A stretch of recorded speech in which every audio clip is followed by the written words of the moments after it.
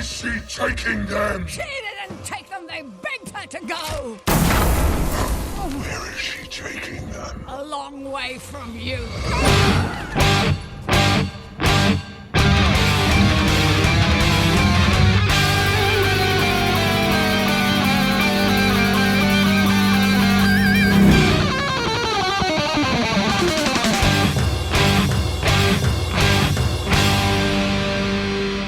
Welcome to the Mad Max Minute, where we try to decipher Our Will Not Babies Be Warlords and other such cryptic writings in Mad Max Fury Road, 1 minute at a time. I'm Rick. And I'm Julia. And today we're talking about Minute 15, which begins with Immortan Joe entering his great domed harem, and it ends with the sound of drums stirring the war boys to action. So here we are in Friday, and it is time to enter Joe's vault, where he keeps his wives. Now, today's vocabulary word is the one that I used in the opener, harem. I think a lot of people assume that it's meant to refer specifically to the group of women, but I learned today that the word harem, also known as zenana in South Asia, properly refers to the domestic spaces that are reserved for the women of the house in a Muslim family and are inaccessible to adult males except for close relations. This private space has been traditionally understood as serving the purposes of maintaining the modesty, privilege, and protection of women. A harem may house a man's wife or wives and concubines, as in royal harems of the past, their prepubescent male children, unmarried daughters, female domestic workers, and other unmarried female relatives. I'm glad you gave us that definition of harem. That word is definitely completely misunderstood. Now, granted, this space is a harem, but when you're talking about the modern understanding of the word harem as far as a group of women kept for one man, that also does fit in this scenario. Yes, and actually this scenario is more closely aligned with what most people think of as a harem. These women are not necessarily there voluntarily, and they are a group of women meant for one man.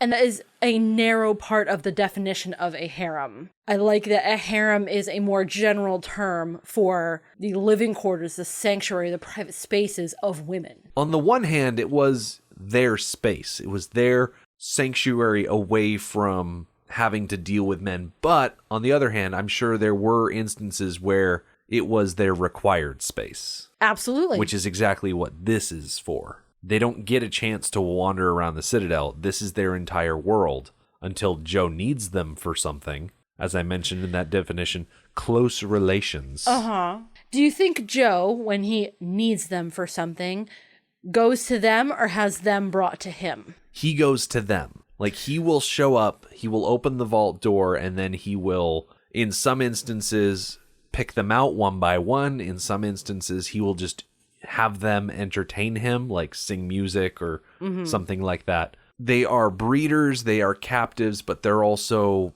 his entertainment. It's one of those things that's explored in the Furiosa comic. Okay. You get to see Joe interacting and just how entitled he is around them. I haven't read the comics, but I definitely get that feeling. You understand pretty quick, even without having the context of the written words, exactly what I'm talking about. Mm-hmm. So as he's running into this space, he's shouting, "Splendid, Angharad," and that is one of his wives. Now, I looked up the name Angharad. I found out that it's Welsh, it's a feminine given name, and that in English it translates to much loved one. I do like the names that he has given his wives, and I assume that he personally named them because he's that conceited. But they are kind of sweet names, like Splendid and Much Loved One. Like, those are nice. Well, Angharad got a good name. Then you've got Toast and Cheeto and Well, the Dag. Yes, we haven't gotten that far yet. But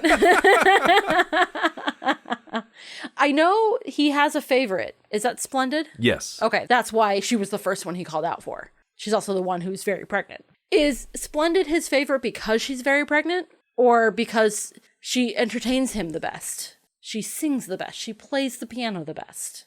I think he just favored her generally, and the fact that she became pregnant helped boost that. Okay. I might have to go back and read again, but I don't recall if there was another reason. Okay. You should read the comic before we record next. Yeah, probably should. We'll explore that more when the subject of Splendid being the favorite comes up. That is definitely going to get discussed. Yes. Turns out Angharad, it has a long association with Welsh royalty, especially in history and myth. And as we move about the sanctuary a little bit, you can see there are just piles and piles of books. These women, in Joe's own twisted way, are well taken care of and well provided for with education and art. Oh, yeah. And music and literature. It's very twisted, but... Intellectually speaking, they are the smartest, the most cultured people in the wasteland right now. It's just there's this gigantic caveat that they are also sexually abused on the regular and used as breeding stock for a megalomaniac. Yeah. That's not a good trade-off. No. And it's a trade-off that they're not willing to put up with. Exactly. As we cut to a high angle above Joe, you see, written on the floor right next to a little freshwater pool that they have in the middle of the room, it says very specifically, if you read it like a normal person, it says, our babies will not be warlords. If you're a weirdo like me, and you see this channel cut in the floor as a dividing line, and you read it as two different columns, you get the nonsense that I said at the top of the minute. I was wondering what the heck you said. You said it so fast that I missed it, but what? Yeah. Why would you ever read it that way? Well, not that I actually watched the Walking Dead television show, but in one of the very first episodes, the main character, a guy named Rick, so I like him already, wakes up in a hospital, and there is a wing of the hospital that is barricaded off because there are zombies on the other side of these doors, and the doors say, don't open, dead inside, and it's written in two different columns. So if you read it across in two different lines, it says, don't dead open inside, instead of don't open dead inside. And so this reading across, you get how it's supposed to be reading. But if you do it the Walking Dead style, it says, our will not babies be warlords. Okay. And it sounds like nonsense because that's what it is. It is nonsense. I will admit that your assessment is fair based on your personal experience of witnessing the opposite. Yeah. You're still silly, though. It is. In this shot, we see one of the main thesis statements of the wives, that they recognize that they are being used as breeding stock. And it's explained in the comics that once you're selected as breeding stock, if you fail to produce a healthy heir within 3 pregnancies, you get thrown from the top of the Citadel. Whoa! So you have 3 chances to produce a healthy heir. If you don't, you're gone. I guess you're lucky he gives you more than one chance at all. In this cruel society, yeah, 3 I guess isn't that bad. So currently there are 5. And it makes me wonder about the history of this particular harem. How many women have passed through it? Yes. Is that addressed or explored in the comics? It might be, but I don't remember that detail off the top of my head. Okay. But I imagine that the sons that Joe currently has most likely came from women that he captured and forced into this breeding program. Also makes me wonder how many of the current batch of war boys we see are actually Joe's sons. See, that's the thing. I don't know if Joe would keep one of his defective children, which just is a really odd way of saying it. Well, I mean, the 2 sons we know are quote-unquote defective. I guess. But I don't think he would hold on to them unless they're viable. I imagine that he probably has had progeny that just did not survive childhood. Right. So do you think he only has 2/3 viable offspring? I think so. Wow. That's not good. That's considering, I mean, at the moment he has 5 wives. And he has obviously had more before them because none of them are old enough to be the parents, the mothers of the 3 that we know about. And to only have 3 children who have gone on to actually live lives. Wow. Yeah. Those are not good odds. The wasteland has a high infant mortality rate. Yes. At this point, if I were Joe, I would just be grateful for the 3 I have and start setting them up maybe as a team, a la Master Blaster, to take over. Well, Like, how long is he going to keep trying and hold out hope? I think he's going to keep trying until the day that he dies. Okay, say he is 1 year from his death, and he manages to impregnate a woman who 9 months from then gives birth to a perfectly healthy baby boy. That baby boy will then be 3 months old when the leader of this cult dies. That's not an heir. Someone has to run that place until that heir is old enough. And we have seen time and time again in history, very bad things happen when that situation is in play. I imagine that Joe probably has some sort of plan, or he's just a maniac. He's so absorbed in himself that he doesn't believe that there could be any chance that he could die in a couple of days. I definitely buy that. He thinks that he's going to live forever and he's going to be sexually viable forever. Well, men are sexually viable forever. Well, I meant forever in like a literal, like, I'm never going to die Right. way. I realize that men can father children way longer than women can give birth to children, but that's an entirely different set of biology rules that I have not researched at all. That's a subject that I am unprepared to discuss. But getting back to what I said, these women are not interested in any of their offspring becoming part of Joe's dynasty. In the next shot we get, where we're doing a little pan around shot of Joe, we get the second thesis statement of the wives. Above the doorway, they have written, "Who killed the world?" It's another example of people that just haven't paid attention to the opening monologue from Road Warrior. Like, if you've paid attention to the movies up to this point, you would know that the people who killed the world were the two mighty warrior tribes who went to war and touched off a blaze which engulfed them all. Although you could, I guess, get a little more cerebral with it and blame the people that used up the resources that caused the resource wars, but it's beside the point. Well, what they're pointing out, first of all, they're being a little bit sarcastic. Second of all, who killed the world? People in power Like who abused Joe. that power, like Joe, killed the world. Yeah. So they're pointing out to him that the state that the world is in is his fault, is Joe's fault. And he really does embody, alongside the bullet farmer and the people eater, the types of people that led the world to ruin. Mm-hmm. Basically, the military-industrial complex. Yeah, without getting too political, yeah, absolutely. I feel like that's coming up a lot again in media now. You think of The Last Jedi, the 8th Star Wars movie, and they have an entire subplot where they jab at the military-industrial complex, being like, these people are getting rich off of suffering, and they don't care because they're hanging out at the casino planet, feeding coins into droids and stuff like that. Yeah, and we have this example of these 3 leaders of societies who have a monopoly on a resource. Yep. And they use that monopoly to exert control and to exercise their power in very twisted ways. And it's not a 1-for-1 about how our society is now, but it's not that far off. You gotta understand, listeners, the Bullet Farmer, People Eater, and Immortan Joe, they're caricatures. But the thing about caricatures is that they're based on real things. Absolutely. You go to the boardwalk and you see the blown up heads on the little bodies and the bodies are doing activities. It's like, yeah, those are cartoons, but they're still technically based on real people. And that's what cinema is all about, creating little caricatures of real life. So Joe is standing there in the middle of the room and he's wondering, where are they?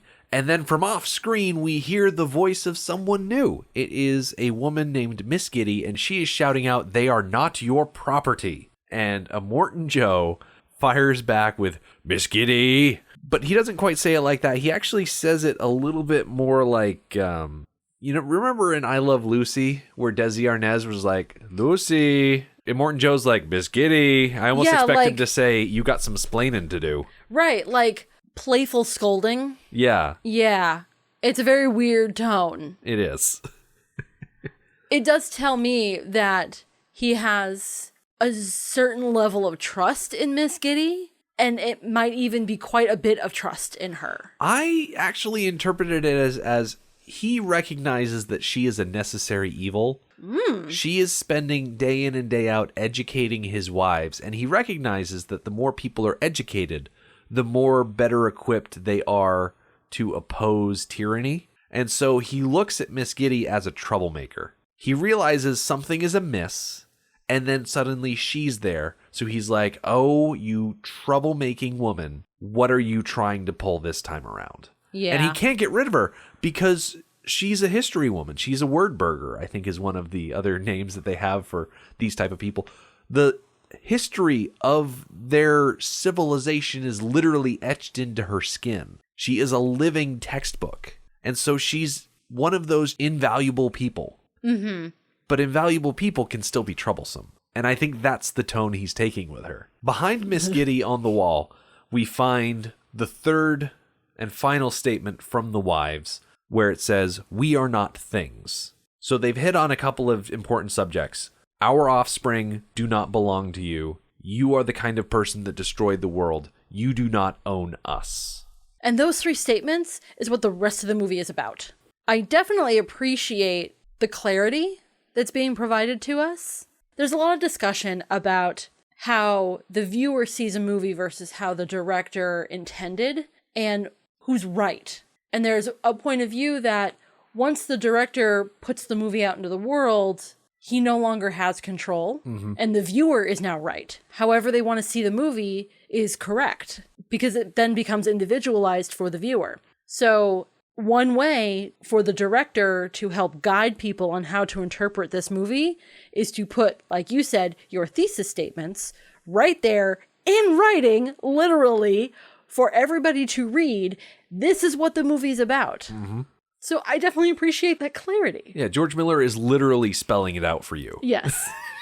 Just in case you don't get the rest of the movie. The phrase, the writing on the wall. Yeah. First of all, another biblical reference right there. Mm-hmm. It's practically beating you over the head that this is the message. It could also be related back to the tell, the writing on the wall. Exactly. Getting back to Miss Giddy. Yeah. The first thing we see of her, this is our May Swayze stand-in, since we lost Sheila Florence back in 1991. The old woman brandishing a shotgun at Hugh Keys-Byrne. However, Miss Giddy is not quite as bold as May Swayze because she never pulls the trigger. I'm so disappointed. May would have shot him in the face. Well, she would have tried. May was classically a terrible shot. Well, she was, but she was shooting at a group of motorcycles driving toward her, if I remember correctly. That was shot number 2. The first shot, everyone was standing still, and she was like barely 10 feet away. That was a warning shot. She wasn't trying to hit them. Oh, okay. I gotcha. She wasn't willing to murder at that point. At that point, she was just trying to scare them. That kind of redeems her in my eyes a little bit. And then later for her second shot, when she was trying to kill them, that was never going to happen. She was never going to hit somebody. So if you combine those two situations, you get Miss Giddy here. Yeah. But if it was May, she would have shot him in the face.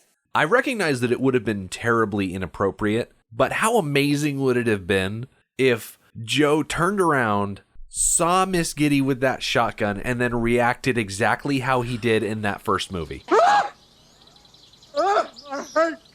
Oh, man. Yeah, that would have been a lot of fun. There's no way he could have physically done it because his face is so covered. It just wouldn't have worked, but that was one of the all-time great moments in that movie and in the franchise as a whole. Oh my God, yes. And I would have loved to see it again. And to be honest, I'm not sure that Hugh Keys-Byrne has that kind of acting in him anymore. Really? Such the physicality of his face, I just don't see it. I don't think he'd be able to reach that high of a pitch anymore. I definitely see him as a much more growly, stoic actor now. I think he still has enough crazy in him to be able to do something like that. I just think he'd be a bit more deeper, not quite as high of a register. Yeah. So, before we get too far afield, Miss Giddy is played by Jennifer Hagen. IMDb says that she is best known for her role in this movie. She was also in the 1996 movie Jack, starring Robin Williams, about the guy who has the genetic thing where he looks like a 40-year-old even though he's only 10. Oh. She played Jane at 16. It's been a long time since I've seen anything Jack related, so I don't think I actually saw the movie to put her in the film. I've seen the movie, but I haven't the faintest idea who she was in the film. In 2011, she was in Paper Giants, The Birth of Cleo, and in 1987, she was in Gallagher's Travels, where she played Maggie. Jennifer Hagen was born on October 5th, 1943, in Perth, Western Australia. She attended and graduated from the National Institute of Dramatic Art, like most Australian actors.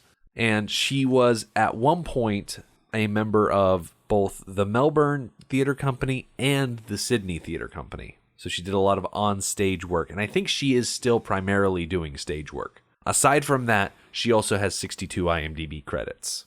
Oh, wow. So she's been busy in film as well. Oh, yeah. Film and television and shorts and things. Like many other actors from the Mad Max series, one of her first roles was on the show Homicide. Yep. In 1967. She also appeared in other shows that people might be familiar with, including Matlock Police and A Country Practice. Okay, yeah. One production that actually surprised me, she was in For Love Alone. What? Yeah. She played a character named Manette, and I cannot for the life of me place her in that movie. Manette. She was probably in Australia, that part of the movie? She was probably in one of those early scenes. Like, Jennifer Hagen has very, like, her eyebrows specifically are what really stand out about her. So if we went back and watched For Love Alone specifically to see her, we might be able to pick her out, but I don't know exactly what scene she'd be in or who Manette is. Mm-hmm. So I guess we missed something during hiatus. So getting back into the minute, Joe is angrily stomping towards Miss Giddy, and she continues shouting at him, where before she said they're not your property, she continues saying that you cannot own a human being, and that sooner or later someone pushes back. It was so incredibly inevitable that someone would push back. Not only are they oppressed and abused, but you are also teaching them. And the more someone becomes learned, the more they know that this is not okay. Mm-hmm. I think Joe is so hopped up on his own supply that he believes that he can just terrorize people into being completely devoted to him. He saw the wives the same way he sees the war boys. Except the war boys, they live to serve Joe, and they know nothing else. And just like you said, the wives have nothing but contempt for Joe. And all of the learning is at their fingertips. Mm-hmm. And if he had opened his eyes to the situation, he probably would have realized that sooner. But that's not the case. So Joe only has one question for Giddy. He wants to know, where is she taking them? So he's already gotten to the conclusion that Furiosa has stolen his wives away. That's his hypothesis. And Miss Giddy fires back saying that she didn't take them. They begged her to go. This whole escape plan was the wives' idea. We've mentioned before that he's a megalomaniac. I think this is more evidence of that it doesn't even occur to him that they don't want to be there. In his mind, he treats them fantastic. He treats them like queens. They have clean food and clean water, and they have education and art, and they have a caretaker and protection and safety and security. They have all this stuff that most people in this world no longer have. So, of course, they would be grateful to him and devoted to him because he provides those things. And he doesn't see from their point of view, yes, they get all those things that nobody else gets, but at a very high price. So it would never even occur to him that they might run away on purpose. Real quick, just to touch back to the May Swayze connection, I checked the Internet Firearms database, and while it doesn't come right out and say specifically that Miss Giddy is using the same Charles Parker 1878 side-by-side 12-gauge shotgun, it also doesn't not say that it's the same gun, because on the Fury Road page, it says 12-gauge double-barreled shotgun, and then the reference picture it uses is that same Charles Parker side-by-side. So for all intents and purposes, from what you see in the movies, Miss Giddy is pretty much using the same gun. Ooh, I like that. It's not canonically the same exact weapon, but it's the same style. Yes. And that's what's really important. It's like Max having the little German gun on him in Thunderdome that Bubba Zanetti had on him in Mad Max. Despite the firearm being very similar, the efficacy of it is very different, as Joe is able to close the distance, grab the barrel of the gun, and point it upwards. And only then does Miss Giddy fire, and so the shell just goes harmlessly into the ceiling. Yeah, that's disappointing. Could have been the end of the movie. It could have been, but it isn't. So with Miss Giddy in his clutches, he pulls her close and he just growls out, "Where is she taking them?" And Miss Giddy, God bless her, says, "A long way from you." She seems like the type of person that can be trusted to keep her mouth shut. She has risked her life to cover for these women as long as she can, and she is going to give her life. It is going to be slow and painful, and she is willing to do it. Yeah, I like Miss Giddy. She's cool. Yep. What I also find kind of cool is the transition that we get, because Joe pulls on Miss Giddy and he pulls her across the screen, and that's the wipe transition that we get. It is. The editing in this movie is just phenomenal. It's so good. It's so fun. I do love the transition between the color palette. Yes. We go from all these well-lit warms to poorly lit cools. Yeah. With the rays coming down so stark. It's very nice. Yep. So we are now in the Citadel's blood bank, and this sad sack sitting in the middle of the screen, that would be Nux, aka the war boy that's running on empty that the organic mechanic was talking about the other day. So the guy hanging upside down, is that Max? Yep. Okay. I figured it was because that's just how the story goes. But physically, I could not ID him as Max. Because obviously it's not Tom Hardy. It's a stunt double. Yeah. And granted, there are 3 different war boys hooked up to blood bags right now. You can't see the war boy that's sitting closest to the screen. You can't see his blood bag very well, but you can see Max in the middle. And then you can see some other schmuck hanging off at the end of the row. Yes. Which we don't get his story. We don't find out about any of these other blood bags. Mm-mm. And as Nux is sitting there, he's kind of nervously shifting. And then we hear it in the distance, just sort of a low rumble at first. And then it starts getting louder and louder. And then we cut outside and we get our first view of the doof wagon. And it's a close-up on the drums. Yes. I wonder how often the doof wagon gets rolled out. Like, does it take a war party like this one to pull it out? Or does it get to come out a little bit more often? Oh, I think it only comes out on special occasions like this. Do you think it specifically only comes out for Joe? Or do you think if there was a war party that didn't include Joe, it might still come out? I think what's important is the quantity of vehicles involved. Like if Joe is going out to wage war, or if Rictus is going out to wage war, if there are multiple vehicles going out at a single time, they're going to use the doof wagon because the doof wagon is the signal carrier. These drums are one part of it, and arguably the most important part of it. We're going to see that later. We got to wait until the fleet actually gets out into the wasteland. But in the meantime, we get to see 4 guys, 4 big drums, and they're just wailing away. They're signaling everybody that, hey, it's time for things to happen. Yes. And as we cut back to Nux, I love Nicholas Holt's performance here. We're not going to talk about Nicholas Holt today because we already talked about Miss Giddy. But the way he performs it, he starts off, he's slumped down, he's very sorry looking. And the more he hears the drums, the straighter up he gets, the more excited and energized he becomes, despite the fact that he is literally attached to a blood bag. This is literally what he lives for. Uh-huh. This is the thing that trips his trigger, that rows his boat. Like, this is it. He hears the drums echoing tonight, but she hears only echoes of some quiet conversation. Get it? Because they filmed in Namibia? Yes. It's Africa. Yes. We get a little bit more of Nux. He does like a quick look to the left, and then we cut to the elevator room. We've got the doof wagon lowering down from a crane. It's not on a platform or anything like that. They just hooked on and they're lowering it down. There's another car up to the top right of the frame that's getting lowered down the same way. And I don't know if this war boy swinging through the middle of the screen is if he's on a zip line or if he's just on like a rope that he's swinging around. I imagine if they have zip lines going across from spire to spire, that would be mildly terrifying. I think he's on a zip line.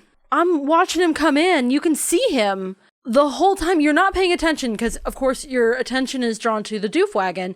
But if you look for him, you can see him the entire time. He is definitely on a zip line. I would like to draw a parallel with the verticality of this scene and how the vehicles are prepped and stored. And the raising and the lowering and the organization is just like the hydroponic room.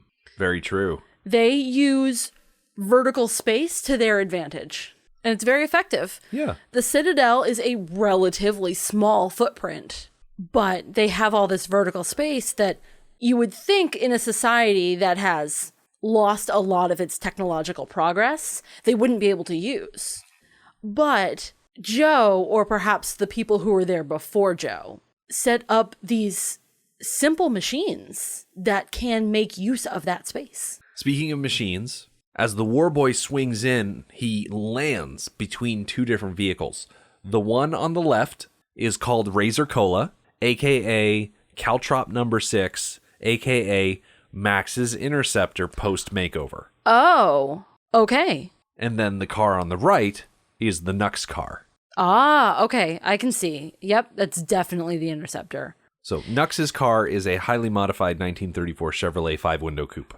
They made really quick work of Max's car. Yes, they did. I don't think we have a really great sense of time scale going on, but it could only have been maybe a couple of hours. Well, see, the thing is, we don't know how long it was between Max's escape attempt and Furiosa leaving because we had the title card swing in. That's very true. It could have been days. Yep, that's very, very true. So they could have ground off all the paint and the rust and then install all the extra things to get this thing into fighting shape. All right. And really overhaul it. So we won't get to see them in action or anything like that because we've once again reached the end of the minute. But just being able to see them here, it's pretty cool because they are going to factor in some very important scenes coming down the line. So that's all for us here at the end of this week. Be sure to come back on Monday because it's all hands on deck as the Warboys retrieve their steering wheels from the Shrine of the V8. But Nux isn't really content to just sit around once he realizes that his Lancer has developed delusions of grandeur. The Mad Max Minute podcast is a fan project by Rick and Julia Ingham. The Mad Max franchise was created by George Miller and Byron Kennedy, is presented by Kennedy Miller Mitchell Productions, and distributed by Warner Brothers. Mad Max Minute is produced and edited by Rick Ingham. Our opening music is Verdi's Dies Irae by Daniel Bautista of danielbautista.com. Our home on the internet is madmaxminute.com. You can follow us on Twitter at madmaxminute, like us on Facebook by searching for Mad Max Minute, and join our Facebook listener group, Mad Max Minute Beyond Microphone. If you'd like to support the podcast, visit madmaxminute.com, where you can see what's in our TeePublic store, join our Patreon, or even donate to the show to help us keep the tanks full. Thank you for joining us for Minute 15 of Fury Road. See you next time.